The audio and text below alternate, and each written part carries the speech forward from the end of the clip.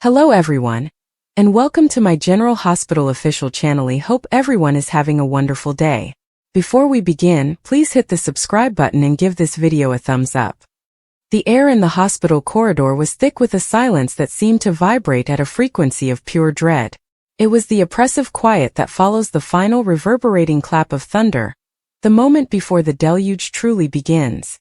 Curtis Ashford stood like a statue of contained fury, his broad shoulders tense, his eyes, usually warm with intelligence and gentle humor, now dark pools of betrayal and simmering rage. Before him, Portia Robinson, the woman he loved, the doctor he admired, the stepmother to his daughter, seemed to shrink under the weight of a guilt so profound it had its own gravitational pull. And beside her, Trina Robinson, their vibrant, principled daughter, was a portrait of confusion rapidly morphing into horror. This was not a simple argument, a marital spat to be resolved with apologies and make-up dinners. This was the detonation point, the catastrophic convergence of secrets long buried and lies meticulously maintained. Curtis had not just stumbled upon a truth. He had been systematically dismantling a fortress of deception, brick by painful brick, and what he found at its core had shattered not only his trust but his very understanding of his own life. The catalyst, as it so often was in Port Charles, was a crisis. A medical emergency, a looming threat, a whispered rumor that refused to stay silent. The specifics of the trigger mattered less than the chain reaction it set off in Curtis's mind, connecting disparate dots into a horrifying picture of Portia's three great crimes. His voice, when it finally cut through the silence, was low, stripped of all its customary warmth, each word dropping into the stillness like a stone into a frozen pond. You want to know why I can't just let this go, Portia? You want to know why I'm standing here, looking at you and seeing a stranger? He took a step forward, not aggressively, but with the deliberate motion of a man presenting evidence at a trial. It's because this isn't one mistake. It's not a single lie told in a moment of panic. This is a pattern. This is a career of deception. And you didn't just lie to me. You built a life, our life, on a foundation of those lies. Crime 1. The theft of fatherhood, the lie of Trina's paternity. He began with the deepest cut, the wound that had never fully healed, only scabbed over with the comforting fiction of their blended family. His gaze shifted from Portia's tear-streaked face to Trina's, his heart breaking anew at the innocence still lingering in her eyes, an innocence about to be brutally extinguished. The first crime, Curtis stated, the word crime hanging in the air, shocking in its legal finality. You stole my right to know my own child. You let me walk into Trina's life when she was what, 10? 11? You let me love her, guide her, be proud of her, with you constantly whispering in my ear. Be careful, Curtis, she's not yours, don't overstep. You set boundaries for my heart. His own heart hammered against his ribs. And all the while you knew with absolute scientific certainty that I was her biological father. Trina gasped, a sharp, involuntary intake of breath. Daddy, what are you saying? Portia reached for her daughter, but Trina flinched away, her world tilting on its axis. Curtis, please, not like this. How then, Portia? He roared, the controls snapping for a second. When would have been a good time? Before I married you? After? Or were you just going to let me go to my grave thinking the greatest joy of my life, the child I consider my daughter in every way that matters, was a beautiful gift I was just lucky to be around? You robbed me of her first steps, her first words, her first day of school. You robbed me of the choice to be there from the beginning. You made me a visitor in my own daughter's infancy because you were too scared, too proud, too controlling to face the truth of what you'd done. He turned fully to Trina now, his expression agonized. And baby girl, in doing that, she robbed you. She robbed you of a father for the first decade of your life. She robbed you of stability, of a two-parent home from the start. She let you believe Taggart was your father, and while Marcus is a good man who loves you, that is a truth with consequences. Every question you ever had about where you came from, every moment of confusion about your identity, it was built on her lie. You were her crime scene, Trina. Your very life was the evidence she had to hide. The accusation was brutal, unforgiving. Portia crumpled, the professional facade of Dr. Robinson utterly gone, replaced by a raw, exposed guilt. She had justified it to herself for years. She was protecting Trina from confusion, protecting her marriage to Taggart, protecting herself from Curtis's reaction. But under the glaring light of Curtis's rage, those justifications melted away, revealing the naked selfishness at the core. It had been about her control, her narrative, her fear. Crime 2. The betrayal of medicine, the manipulation of destiny. Curtis paced a few steps, trying to contain the energy of his anger. But you didn't stop there, did you? That was just the foundational lie. The one you built everything else on. The second crime. He paused, letting the words sink in. The second crime is against your oath. The Hippocratic Oath. First, do no harm. You remember that one, Doctor? Portia's head shot up, a new fear in her eyes. This was a different territory, a professional annihilation. When Stella was sick, Curtis continued, his voice trembling with the memory of his aunt's illness. When we were desperate for a bone marrow donor, and the matches weren't coming through, you had the results of Trina's paternity test. You knew she was my biological daughter. You knew statistically that gave her a significantly higher chance of being a match for my aunt, her own blood relative. The color drained completely from Trina's face. This was no longer about the past. This was about a very specific, very dire moment in their recent history. Stella's survival had hung in the balance. You held that information hostage, Curtis accused, pointing a finger at Portia. You let my aunt languish. You let our family panic in despair. You, with the power to potentially save a life of a woman who is like a mother to me, who loves Trina unconditionally, you chose secrecy over salvation. That's not just a lie, Portia. That's medical malfeasance. That's a betrayal of everything you swore to uphold when you became a doctor. You played God with Stella's life to protect your secret. What if she had died? Would that lie have been worth it? Would my aunt's death have just been acceptable collateral damage? The scope of Portia's deception widened horrifically. This was no longer just a personal betrayal between spouses. It was an ethical abyss.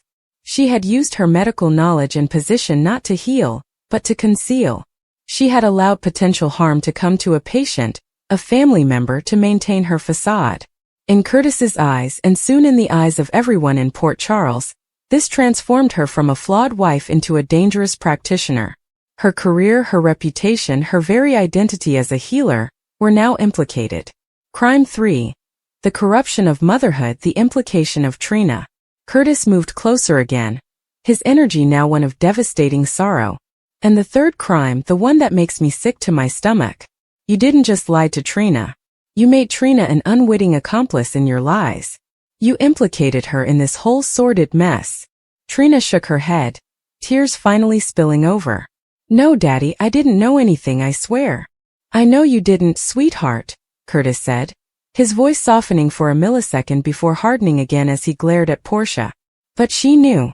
And by keeping you in the dark, she forced you to live a life that wasn't fully true. Every Father's Day card you gave Taggart while I stood on the sidelines, she let that happen. Every time you defended your paternity to anyone who questioned it, she let you do that, armed with a falsehood. She made you a puppet, Trina. She pulled the strings of your history, and you danced to a tune you couldn't even hear. He turned his fiery gaze back to Portia. You corrupted the sanctity of motherhood. A mother's first job is to protect her child. You protected yourself from your child, and from the truth of who she is. You used her as a shield for your own cowardice. And now when this all comes out, and it will all come out, who will be left standing in the wreckage? Trina. She'll have to face the world, face Taggart, face me, and face herself, while dealing with the trauma of knowing her entire life has been a carefully constructed fiction. You've handed her a crisis of identity that will take years to unravel. That's not protection, Portia. That's psychological warfare on your own daughter. The trilogy of crimes was now complete. The theft of fatherhood, the betrayal of medicine, the corruption of motherhood. Each one compounded the other, painting Portia not as a well-meaning liar, but as a serial offender against the most sacred tenets of family, profession, and love. The implications began to spiral out in the tense hospital air. For Trina, the impact was immediate and cataclysmic. The solid ground of her identity had dissolved. Who was she? The daughter of Police Commissioner Marcus Taggart, the brave man who raised her? Or the biological child of Curtis Ashford, the man whose values and love had shaped her young adulthood? Where did her loyalty lie? Her love for Curtis was real and deep, but was it built on his genuine care, or on the biological truth her mother hid? And what of Taggart? The man she had called Dad her whole life was now, legally and biologically, not her father. How does one navigate that chasm? Her relationship with both men was now fraught with painful, unanswerable questions. Furthermore, her trust in her mother, her North Star, was obliterated. Every piece of advice, every shared confidence, every childhood memory was now suspect, potentially filtered through Portia's agenda of secrecy. For Portia, the fallout was professional and personal ruin. The medical community in Port Charles would not take the allegations about Stella's donor search lightly. The hospital board, led by figures like Finn and Elizabeth, would be forced to investigate. Her license to practice could be in jeopardy. Socially, she would be a pariah. Friends like Jordan Ashford, Curtis's ex-wife and a woman of unwavering integrity, would be appalled. Laura Collins, the mayor, would see the civic damage of such deep deception. Her marriage to Curtis was undoubtedly over, incinerated in the blaze of his truth-telling. She would be left alone, her career in tatters, her daughter's trust destroyed, and her reputation as both a doctor and a mother permanently stained. For Curtis, the path forward was one of immense pain laced with a grim resolve. The rage fueling him now would eventually subside, leaving behind a vast landscape of grief. Grief for the lost years with Trina, grief for the marriage he believed in, grief for the trust he would likely never be able to fully extend again. But his primary mission would become crystal clear: Trina. He would move heaven and earth to support her through the coming storm. This would likely put him on a direct collision course with Marcus Taggart. While not a malicious man, Taggart would be reeling from his own loss. The shocking news that the daughter he loved and raised was not biologically his. His pride and his pain might make him resistant, creating a bitter custody battle over Trina's heart and allegiance, even if she is legally an adult. Curtis would also have to deal with the fury of his family, particularly Stella, who would be heartbroken and enraged to learn her illness was potentially prolonged by Portia's deception. The fallout would ripple throughout Port Charles. Jordan Ashford, caught between her enduring care for Curtis, her friendship with Portia, and her professional duty as police commissioner, if any legal lines were crossed, would be in an impossible position. The Ashford family dynamics, which include Drew Kane and the recently returned Jason Morgan, would be strained as they close ranks around Curtis and Trina. Spencer Cassadine, Trina's devoted boyfriend, would become her fierce protector, his own complicated family history making him uniquely equipped to understand legacy and secret pain, but also potentially leading him to reckless actions against Portia. Even distant players like Sonny Corinthos or Carly Spencer, who understand better than most the destructive power of family secrets, would be drawn into the drama, offering cynical commentary or hard-won wisdom. In the end, Curtis's rage in that hospital corridor was more than just an emotional outburst.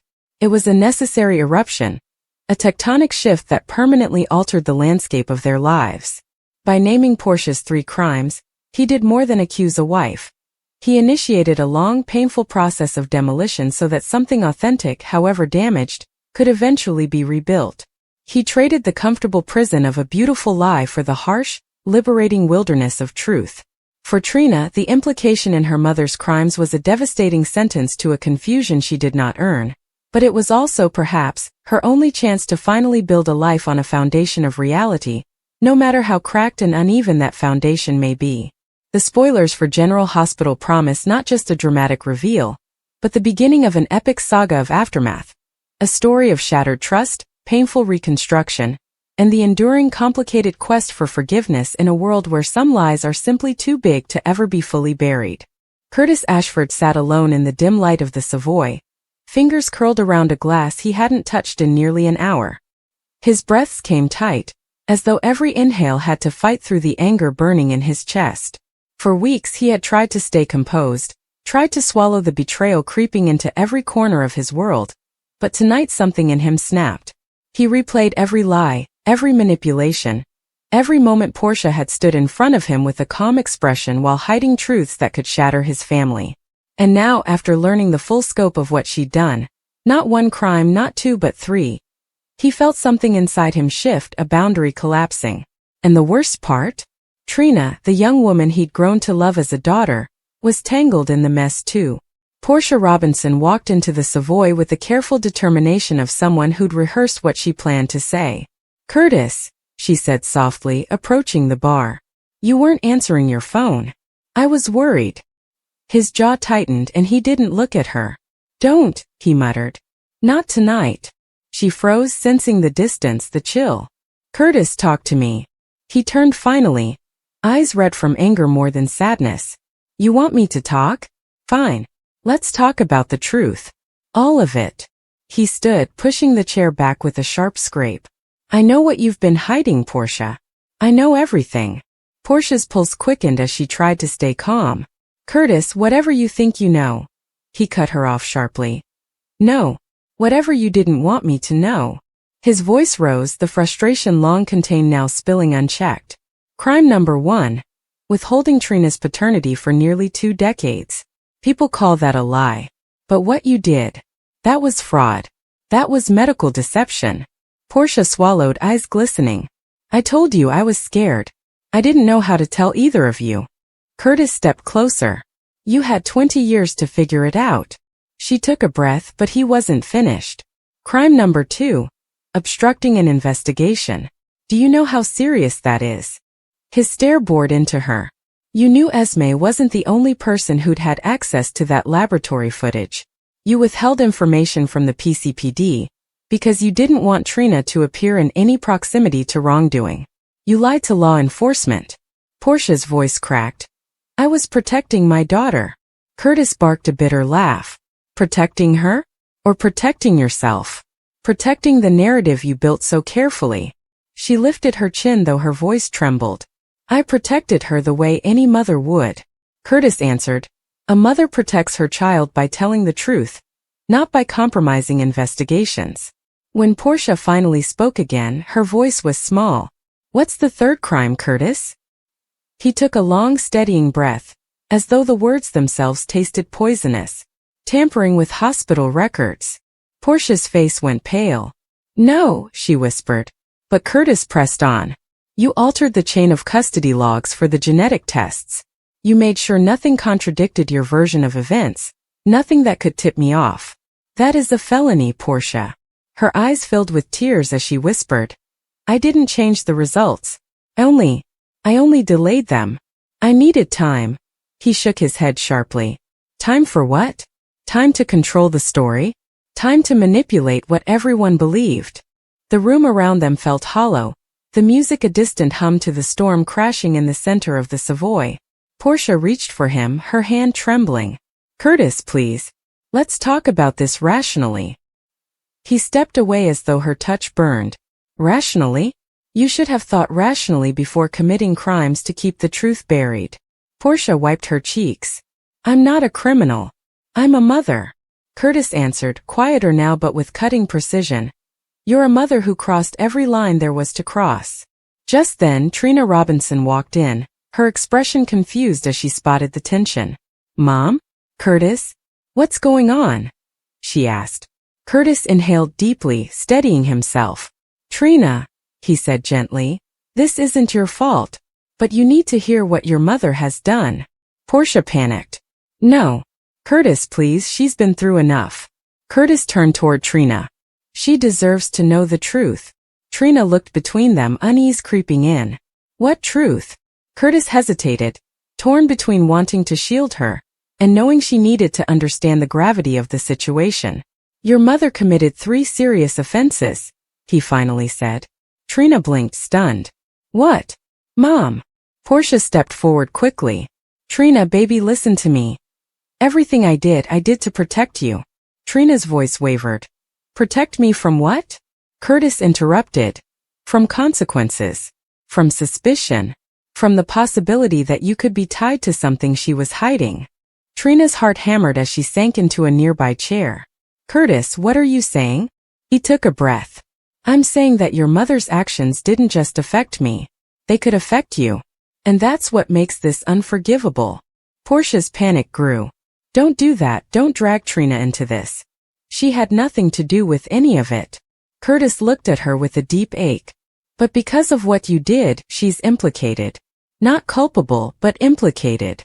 Trina stared at her mother. Mom, what did you do? Portia knelt beside her. Sweetheart, I didn't tamper with anything that would hurt you. I only made sure the genetic results weren't rushed. I needed time before anyone, especially Curtis, saw them. Trina whispered. That's manipulation, Mom. That's lying. Portia grabbed her hands. I was afraid. I didn't want to lose you. I didn't want to lose the life we'd built. Curtis interjected quietly. You were afraid of losing control. Portia looked at Curtis, desperation taking over. I made mistakes. Big ones. But I am not a danger to anyone. Curtis shook his head. You altered medical records, interfered with a police investigation, and withheld life-changing information from me and from her. Portia stood, her voice rising in defense. I was protecting my family. Curtis answered. Family built on lies is no family at all. The tension thickened until Trina stood abruptly. Enough, she whispered. Both of you. She stepped back from them, arms folded tightly. Mom, I love you. But Curtis isn't wrong. If the two of you had been honest years ago, none of this would be happening. Portia's eyes filled again. Trina, please don't turn against me. I'm not, Trina said softly. But I can't defend things I don't understand. Curtis leaned against the bar, exhausted. There's more, he finally said. Portia stiffened. Curtis, don't. But he shook his head. Trina deserves all of it. Trina whispered. More. He nodded slowly. Your mother's second crime, obstructing the investigation, put suspicion on you during the Esme case. It made it harder for the PCPD to follow legitimate leads.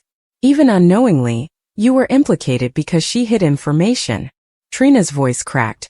Mom, you made it worse for me? When I was already terrified. Portia whispered. I thought if I kept you out of things long enough, the truth would surface on its own. Curtis nodded grimly. It did. But not because of you. The silence that followed was suffocating. Trina hugged herself tightly. Portia reached toward her again. I love you more than anything. Trina whispered. Then you should have trusted me. Curtis stepped forward, his tone softening slightly. Trina, this isn't your fault. And none of this means you're in trouble. The wind coming off the harbor carried a sharp chill as Trina walked without direction, her thoughts scattering like broken glass with each step. The city lights blurred in her eyes, her breath catching as the truth slammed into her again and again. Her mother had lied, manipulated, broken laws. And Curtis had held on to the truth until he could no longer bear it. She stopped near the footbridge, gripping the railing so hard her knuckles went white. How am I supposed to deal with this? She whispered to herself. Her heart pounded against her ribs, her mind heavy with betrayal she didn't ask for. Back at the Savoy, Portia sat slumped over, her hands trembling. Jordan, she said through tears. You know me. You know I'm a good doctor. You know I love my child. Jordan crossed her arms, her expression tight but not cold. Portia, loving someone doesn't mean you didn't break the law. And loving someone doesn't erase consequences. I need to know exactly what you altered, what you withheld, and how far this goes. Curtis rubbed his jaw, pacing. She doesn't need to answer right now. Let her breathe. Portia looked at him, shattered. You want me to breathe? You just ripped my entire life into pieces. Curtis turned with a sharp expression. No, Portia. You did that. I just stopped pretending you didn't. Jordan exhaled. All right. I'm giving both of you 24 hours before I take this to the DA. Not because I'm covering anything up, because I want statements that aren't driven entirely by rage or fear. She glanced at Curtis knowingly. He looked away, jaw tight. Portia wiped her face, nodding shakily. Thank you, she whispered. Jordan looked at her carefully. Don't thank me yet. Because if everything Curtis said is true, this is going to change the trajectory of your career. And your freedom. Portia's breath caught, and her shoulders collapsed in defeat. Jordan turned to Curtis. I'll come by tomorrow for a formal interview. Curtis nodded stiffly. I'll be ready. Jordan left the Savoy quietly, giving the pair a moment of thick silence. Portia finally whispered. Curtis, please. Don't do this. I know I hurt you. I know I broke trust. But involving the law, this could destroy everything I've worked for. Curtis stared at her, eyes burning with hurt more than anger.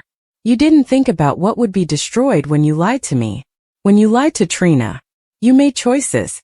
And choices have fallout. Portia stood shakily. I am begging you. Please don't let this go public. If the hospital hears about this, I'll lose my license. If the board sees the altered logs, Curtis cut in sharply, then you should have thought about that before altering them. She stepped toward him. I was desperate. I didn't want you to walk away if the test came back not in your favor. I didn't want you to reject her. Curtis stepped back with a bitter, exhausted laugh. Reject Trina? She's the one person in this mess I've always been straight with. Portia's eyes filled again. I was afraid you'd blame her for my choices. Curtis shook his head. You're the only one I blame. Meanwhile, on the footbridge, Spencer Cassadine found Trina gripping the railing and staring into the dark water below. His breath hitched at the sight of her trembling shoulders. Trina, he said softly. She didn't turn. Not now, Spencer. He approached her slowly. I'm not asking you to talk. I saw you walk out of the Savoy like you couldn't breathe. Her voice cracked. I can't breathe. Spencer stepped beside her, close but not touching. Tell me what happened. She closed her eyes, fighting the shake in her voice. My mom, she lied. For years. She tampered with medical records. She withheld evidence. Curtis told Jordan everything. Spencer's brow furrowed deeply. Portia did what? Trina's voice broke. She dragged me into it without me even knowing. She put me closer to the Esme mess by hiding things from the police. Spencer's jaw clenched. You had nothing to do with any of that. And anyone who thinks otherwise is an idiot. Trina finally turned toward him, eyes watery. Spencer. I defended her. For years. Even when people doubted her. Even when you did. Spencer swallowed. I never wanted to be right about something that would hurt you. She let out a shaky laugh. Well, you were right. She kept secrets. She made choices that affected me. And she didn't even tell me. He reached out cautiously. Trina, look at me. None of this changes who you are. None of this makes you responsible for her actions. She stared at him, searching for something steady. Then why do I feel like I'm drowning? Spencer opened his arms slightly. Because finding out the truth hurts like hell. But you're not alone. Back at the Savoy, Portia sat quietly while Curtis stood behind the bar, the physical distance mirroring the emotional divide between them. Do you remember the night we got married? She asked softly, voice thin. Curtis didn't answer. I remember dancing with you and thinking I finally had everything I wanted. A second chance. A family. Curtis set the glass down hard. And I remember promising we'd never lie to each other. That we'd build something clean. Something honest. Portia closed her eyes. I wish I had trusted that promise. I should have told you everything the day Trina was born. Curtis exhaled a rough sound. You've had 20 years to fix it. And instead you dug the hole deeper. Portia wrapped her arms around herself. What about Trina? She means everything to me. And now she's hurting. Curtis softened for only a moment. She'll recover. She's strong. Stronger than either of us. Portia's chin trembled. But will she forgive me? Curtis didn't answer right away. I don't know. And that's what scares you the most, isn't it? She nodded, sobbing quietly. At the footbridge, Spencer finally placed a gentle hand on Trina's shoulder. Let's walk, he said softly. Get you somewhere warm. She nodded, her voice barely there. Okay. As they walked through the quiet streets, Trina whispered, I don't know how to face her. Spencer looked over. You don't have to tonight. You don't have to do anything right now but breathe. She wiped her eyes. Curtis looked so angry. Spencer nodded. Yeah, but not at you. And he won't ever turn his back on you. Neither will I. Back at Portia and Curtis's house that night, the silence felt like it was crushing the walls inward. Portia sat on the edge of the sofa, staring at the wedding photo still displayed on the mantel. Curtis stood in the doorway watching her silently. When she finally spoke, her voice was small. You're leaving, aren't you? Curtis closed his eyes slowly. Portia. She stood, tears streaking her face. Please. Don't walk out. Not after everything we've survived. Curtis swallowed hard, the ache visible. I'm not leaving to punish you. I'm leaving because I can't stay in this house with this weight on my chest. Not tonight. She shook her head, panic rising. If you walk out now, I don't know if you're coming back. Curtis stared at her, broken. Neither do I. She took a step toward him, voice trembling. Curtis, please. But he stepped back, grabbing his jacket. I need clarity. I need space. For me. For Trina. For all of us. Portia covered her mouth, sobbing as he walked out the door without looking back. As the door closed, Portia collapsed to the floor, shaking uncontrollably. She whispered into the empty room. What have I done? Curtis walked down the street alone, the cold air sharp against his face. He didn't know where he was going, only that he couldn't stay.